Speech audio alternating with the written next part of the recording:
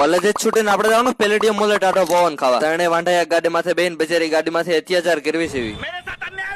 Finally આડાવાળા રખડતા રખડતા પહોંચી ગયા પેલેડિયમ મોલે. અંદર કરતા હળવેતરું જાનવર જોવા મળી ગયું. લીપમાં બેન પેલો માળ તો સડી ગયા, પણ હજી તો આપણે 5 માળ જોવાનું બાકી. નામ નથી આવડતું એટલે મોટો બેન જોકોસ, પણ આને વગાડવાનો હોય તો વૈશમાં હું લેવા મૂકી દીધો હોય. કેમ પાર્ટી મજામાં ને? ધંધીનો કરો નકર તમારો બાપ લોનું લીધેલા કારખાના વેચાઈ જાય છે ભાઈ. કઈ ખબર ભલે ન પડે, પણ આડું ઓળું ઘુમડવાનું ખરા જ તે. લગતા હે યહાં ખુફિયા દરવાજા હે. મને તો એને જ ખબર પડતી કે આવડા મોટા મોલ વેચી આવડા એને ઝાડવા કઈ રીતે ઉગાડ્યા. જો આયા હોત ને બે હશે. આઈફોન લેવાનો છે ને તે ચેકિંગ હાલે થોડું જાજુ. તણે અંદર કર્યા ત્યારે આઈફોન ને ટેબ્લેટ જોજો જ કરે છે. હા, એ વાત અલગ છે કે આમાં જે કઈ લેવાના છે જ નહીં. 50% ઓફ નું બોર્ડ મારેલું છે, પણ શું કામ નું? આપડી પાસે પૈસા જ નહીં. હમ લોકો ની ગરીબી દેખી નોકરે ના પણ આ ઉંમર તો ઘૂસવાનું હોય મારાથી તો સારું થાય જ નહીં. અને એટલે તું ઘરે નહીં ટીંગાડતો.